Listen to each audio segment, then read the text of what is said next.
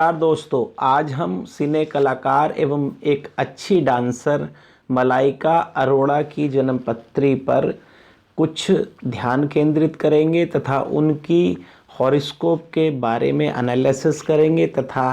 साथ ही साथ यह भी बताएंगे कि सन 2022, 2023, 2024 एवं 2025 में उनके आगे आगे फ्यूचर कैसा रहने वाला है, उनका भाग्य कैसा रहने वाला है तथा इसी के साथ साथ क्या उनके अब किसी और व्यक्ति से या अर्जुन कपूर से जैसा कि चर्चाएं होती रहती हैं, आगे संबंध स्थायी रहेंगे अथवा नहीं रहेंगे तथा आने वाला समय उनके जो भी स्टेटस है, जो भी स्थिति है, जो भी उनका इकोनॉमिकल कंडीशन है या कोई उनका लव अफेयर है या उनका स्वास्थ्य कैसा रहेगा, इन सभी बारे में हम इस वीडियो के माध्यम से चर्चा करेंगे तथा यह कोशिश करेंगे कि आपको इस वीडियो पर चर्चा करते हुए बहुत सारे वैदिक ज्योतिष के नियम भी पता लगे, जिससे वह सभी लोग जो ज्योतिष में इंटरेस्ट रखते हैं तथा वह सभी स्टूडेंट या विद्यार्थी जो ज्योतिष को पढ़ते हैं उनको कुछ वैदिक ज्योतिष एवं वैदिक ज्योतिष विज्ञान के बारे में अलग से एवं कुछ नया पता लगे तथा जिससे वह सभी ज्योतिषी जो अपने क्लाइंटों को अच्छे से डील करते हैं उन्हें और एवं उनके ज्ञान में बढ़ोतरी हो। तो सबसे पहले हम मलाइका अरोड़ा की कुछ बर्थ की डिटेल जो नेट पर उपलब्ध है उस पर चर्चा करते हैं एवं इसके उपरांत इनके भाग्य एवं इनकी कुंडली को अच्छे से एनालिसिस करेंगे तथा उनके भविष्य में उनका भाग्यफल कैसा रहने वाला है इस पर भी चर्चा करेंगे। तो मलाइका अरोड़ा का जन्म 23 अगस्त 1973 दोपहर 12 बजे के आसपास मुंबई का है, अर्थात जो नेट पर डाटा उपलब्ध है उसके हिसाब से 23 अगस्त 1973 को मलाइका अरोड़ा का जन्म हुआ। लगभग 12 बजे के आसपास दोपहर में यह डाटा नेट पर उपलब्ध है। अगर हम इस डाटा को देखें एवं अपने लैपटॉप में भरें तो इसकी कुछ डिटेल्स सामने आती हैं। तो सबसे पहले मैं आपको बताता चलता हूं कि मलाइका अरोड़ा का जन्म लग्न तुला तथा जन्म की राशि मिथुन है एवं इनका लग्नेश जो तुला का स्वामी है अर्थात तुला या लिब्रा का जो एसेंडेंट होता है या स्वामी होता है या यहाँ पर लग्न का जो स्वामी है शुक्र, वह 12वें घर में कन्या राशि में है, जबकि जो चंद्र का स्वामी अर्थात चंद्र कुंडली जो इनकी मिथुन है या जेमिनी है उसका जो लॉर्ड है वह इनके 10th हाउस पर बैठा हुआ है या अपनी चंद्र कुंडली से 2nd हाउस पर बैठा हुआ है। तो यह दो बातें मुख्य हैं एवं अब मैं आप सभी को क्रम अनुसार कुछ ग्रहों की स्थिति बताता चलता हूं। तो लग्नेश जो शुक्र है, वीनस है, वह 12वें घर में लगभग 11 डिग्री 32 कला पर है, जबकि चंद्र राशि का स्वामी बुध या जेमिनी का लॉर्ड मरकरी लगभग 25 डिग्री 54 कला के आसपास कर्क राशि में बैठा हुआ है। इनके जो ग्रहों की उनके घरों में या जिन जिन हाउस में वह बैठे हैं उनकी स्थिति भी थोड़ा सा पहले सूक्ष्म रूप से समझ लेते हैं। तो इनके 4th हाउस में जुपिटर या बृहस्पति मकर राशि का बैठा हुआ है। मकर राशि का बृहस्पति नीच का वैदिक ज्योतिष में कहा जाता है एवं वह वक्री भी है। यह एक और इम्पोर्टेंट बात है कि मकर राशि का बृहस्पति है एवं वह वक्री है, जबकि इनके 7th हाउस में मंगल अपनी राशि मेष में काफ़ी मजबूत होकर बैठा हुआ है। 10 डिग्री 40 कला पर यहाँ पर मंगल बैठा हुआ है, मेष राशि में है जो उसकी स्वयं की राशि होती है। इसीलिए क्योंकि लग्न से 7th स्थान में मंगल बैठा है इसीलिए यह मंगली भी हो जाती हैं। ऐसे ही इनके 9th हाउस में चंद्रमा और शनि बैठे हुए हैं एवं केतु भी इसी ही घर में स्थित है, अर्थात शनि इनका 9वें घर में 9th हाउस में 8 डिग्री 38 कला पर है, चंद्रमा इनका 0044 कला पर है एवं केतु इनका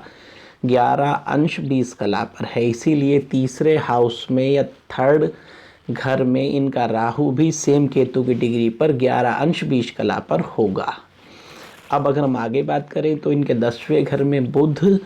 जो मैंने जैसा कि आपको बता दिया है वह बैठा हुआ है, जबकि इनके एकादश या 11th हाउस में सूर्य 6 डिग्री 29 कला का है। अब अगर इसमें कुछ महत्वपूर्ण बातें देखी जाएं तो वह समझिए कि 4th हाउस में बृहस्पति नीच का मकर राशि में कैप्रिकॉन साइन में बैठा हुआ है एवं वक्री है, जबकि शनि इनका 9वें घर में चंद्रमा के साथ है एवं केतु के साथ भी इसकी युति है। तो दो बातें यहाँ पर केतु के साथ शनि की युति एवं शनि की चंद्रमा के साथ युति बताती हैं पहला कि जब किसी भी व्यक्ति की कुंडली में, यह वैदिक ज्योतिष का नियम है, जब किसी भी व्यक्ति की कुंडली में चंद्रमा शनि के साथ होता है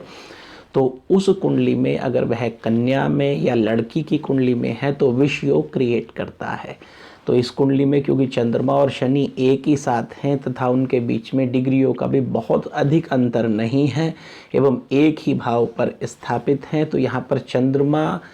शनि के द्वारा बुरी तरह पीड़ित है एवं इसी कारण उस लिक्विड में जहर घुल गया है, यानी चंद्रमा लिक्विड का कारक है, शनि यहाँ पर हल्का सा जहर का कारक है एवं केतु के कारण वह और ज़्यादा जहर गहरा हो चुका है। तो इस कुंडली में जहाँ शनि और चंद्रमा की युति के कारण विष योग है, वहीं इस ही स्थिति में इस चंद्रमा पर केतु की स्थिति के कारण विषाक्त योग भी है, अर्थात इस कुंडली में विष योग है, विषाक्त योग है, दो महत्वपूर्ण योग हैं। दूसरी बात जो सबसे अधिक महत्वपूर्ण इस कुंडली में है वह यह है कि चंद्रमा यहाँ पर मिथुन राशि का यानी जेमिनी साइन में है एवं इस जेमिनी साइन का स्वामी जो है वह चंद्रमा या मून के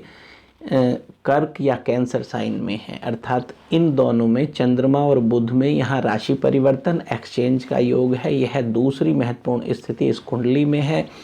जबकि तीसरी महत्वपूर्ण स्थिति लग्नेश यानी लिब्रा जो एसेंडेंट का लॉर्ड है उसका 12th हाउस में जाना है। वैदिक ज्योतिष का फ्लैट नियम होता है कि अगर किसी व्यक्ति का लग्नेश 12th हाउस पे जाए तो उस व्यक्ति के अंदर खर्च करने की अच्छी खासी क्षमता होती है। ठीक वैसे ही क्योंकि यहाँ पर लग्नेश शुक्र भी है एवं शुक्र अगर वैसे भी किसी व्यक्ति का 12th हाउस में होता है तो ऐसा व्यक्ति बहुत सारे शौकीन मिजाज के चलते बहुत सारा घूमने फिरने में धन का व्यय भी करता देखा जाता है। ठीक ऐसे ही जब किसी व्यक्ति की कुंडली में या किसी कन्या की या लड़की की कुंडली में विष योग होता है तो उसको निश्चित रूप से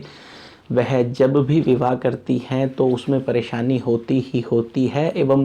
किसी भी व्यक्ति के उनके देर तक स्थायी संबंध या प्रेम संबंध नहीं पाए जाते एवं ठीक वैसे ही जब उसमें विषाक्त योग भी होता है तो हमेशा जो व्यक्ति जिसके संपर्क में इस प्रकार की लड़की या इस प्रकार की महिला होंगी तो उन्हें निश्चित रूप से अपनी पत्नी पर या अपनी गर्लफ्रेंड पर यह शक रहा करेगा कि कहीं ना कहीं उनका अफेयर किसी अन्य व्यक्ति या उनका संबंध किसी अन्य व्यक्ति से भी चल रहा है। इसमें एक और महत्वपूर्ण बात है, जैसा कि डाटा उपलब्ध हुआ है नेट के माध्यम से, कि जब यह लगभग 11th ईयर्स की थी तो इनके माता पिता का तलाक हो गया, अर्थात डिवोर्स हुआ। तो इनके माता पिता के लिए अगर हम देखें तो माता का भाव किसी भी व्यक्ति की जन्म कुंडली में 4था स्थान रखता है, वहीं पिता का भाव किसी भी व्यक्ति की कुंडली में 10वां या 10th या 10th हाउस रखा करता है। इस कुंडली को अगर हम बहुत ध्यान से देखें तो 10वें घर का स्वामी, क्योंकि यहाँ पर चंद्रमा है, वह बुरी तरह से शनि से पीड़ित है, जबकि चंद्रमा माता का कारक होता है, इसीलिए यहाँ पिता का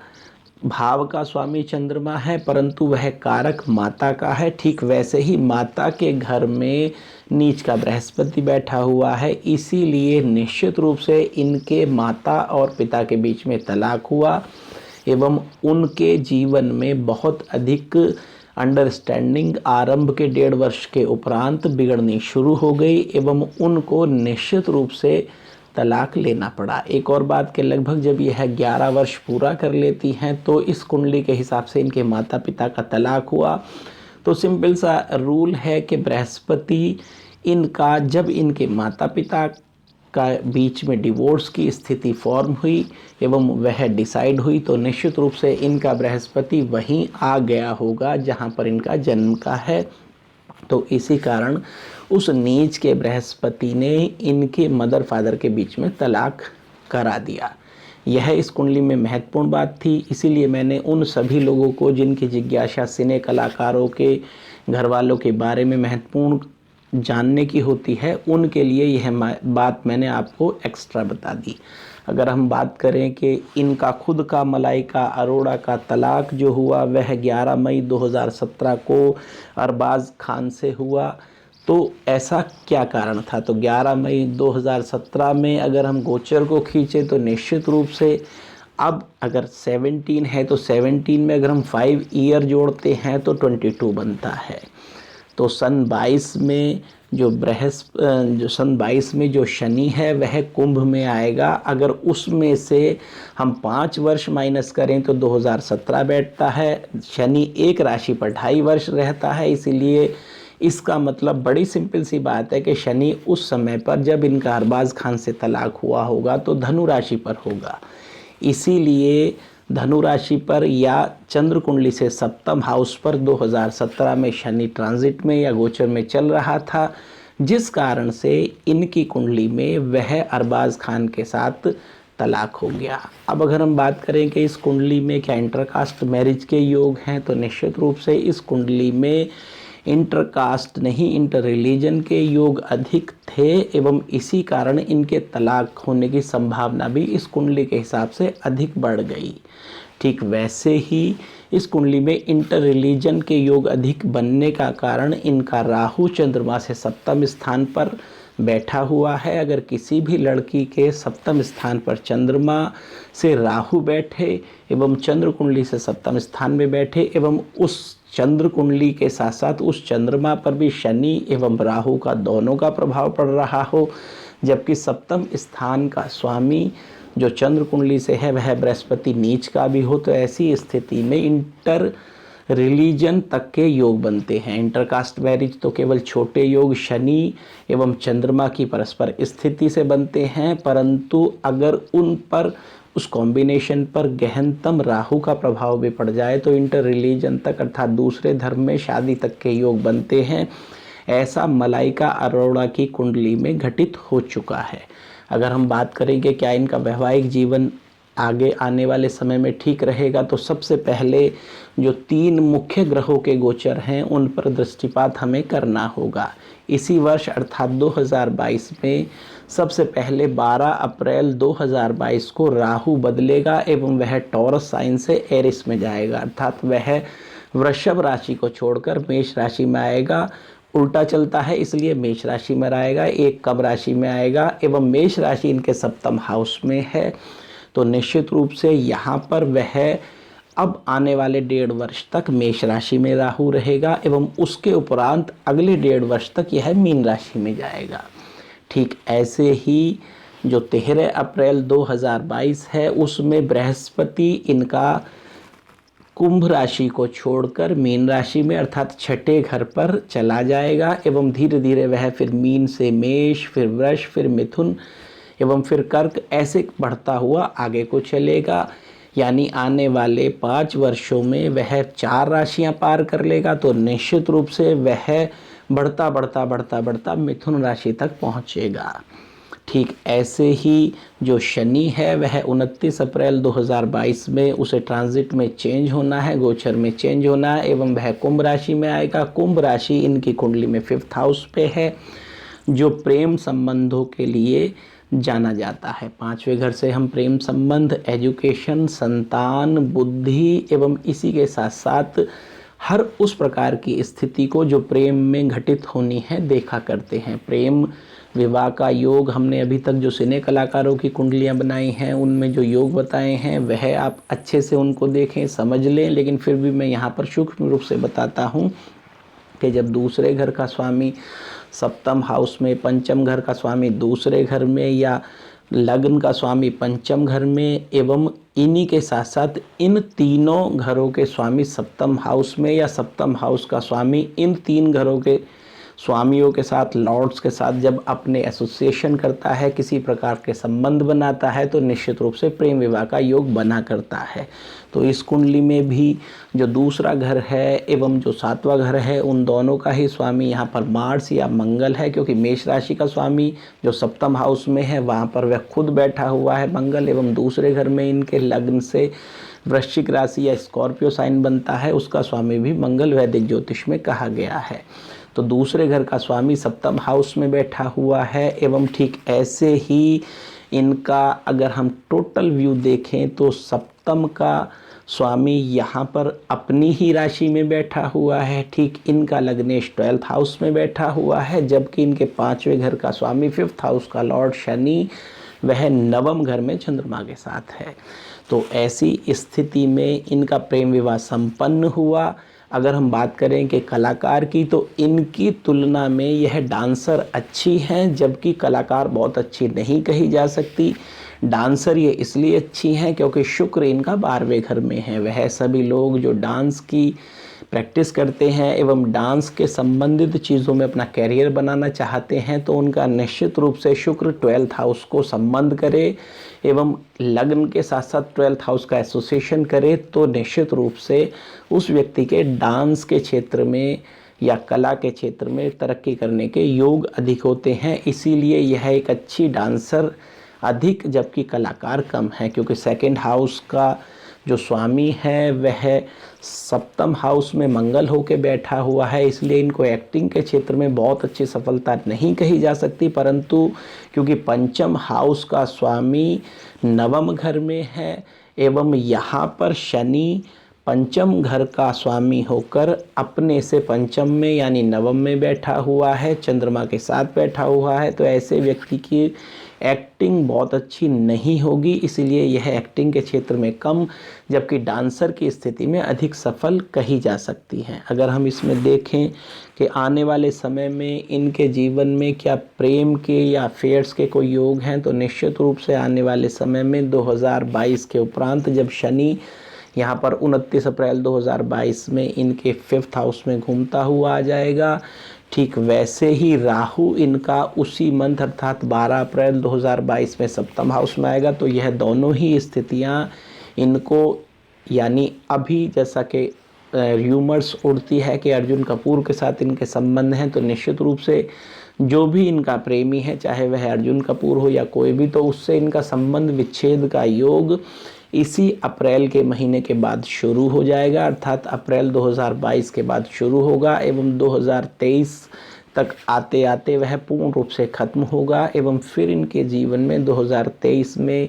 16 मई 2023 के उपरांत फिर कोई दूसरा व्यक्ति इनके जीवन में प्रवेश करेगा एवं फिर दोबारा से उसके साथ इनके रिलेशनशिप कहे जा सकते हैं। 2024-2025 उस दूसरे एवं तीसरे व्यक्ति के साथ ठीक गुजरेंगे, परंतु वैवाहिक सुख इस कुंडली में बहुत ही कम होने के कारण इनको विवाह का सुख जीवन में लास्ट ब्रीद तक नहीं मिल पाएगा। परंतु इसी तरह के संबंध इनके समय समय पर चलते रहेंगे, क्योंकि इस तरह के संबंध चलने के यहाँ इस कुंडली में 3 मुख्य कारण हैं। पहला कारण शुक्र का 12वें घर में होना, दूसरा कारण शनि का चंद्रमा को पीड़ित करना एवं तीसरा कारण मंगल का बली होकर सप्तम स्थान में बैठ जाना। यह सब स्थितियां जहां एक तरफ इलिक्ट रिलेशंस को प्रमोट करती हैं, वहीं यह बताती हैं कि इस कुंडली में थोड़ा सा जेनेटिक डिफ़ॉल्ट्स है, जिस कारण प्लैनेटरी पोजीशन इनको ऐसी प्राप्त हुई जो बहुत अच्छी नहीं है। ठीक इसीलिए इनके जीवन में निर्णय करने की क्षमता का लोप चंद्रमा पर शनि के बुरे प्रभाव के कारण है। तो यह जब भी कोई व्यक्ति इनके साथ प्रेम संबंध में होगा तो उसके साथ बहुत अधिक समय तक यह अच्छे संबंध नहीं रख पाएंगी, क्योंकि इनको शनि के द्वारा चंद्रमा अर्थात मन को पीड़ित किया जा रहा है। तो जहाँ एक और इनका मन ही भयभीत होगा, वहीं दूसरा व्यक्ति जो इनके साथ प्रेम संबंध में होगा वह निश्चित रूप से इन पे बहुत अधिक शक कुछ ही समय बाद करने लगेगा। इसीलिए इस कुंडली में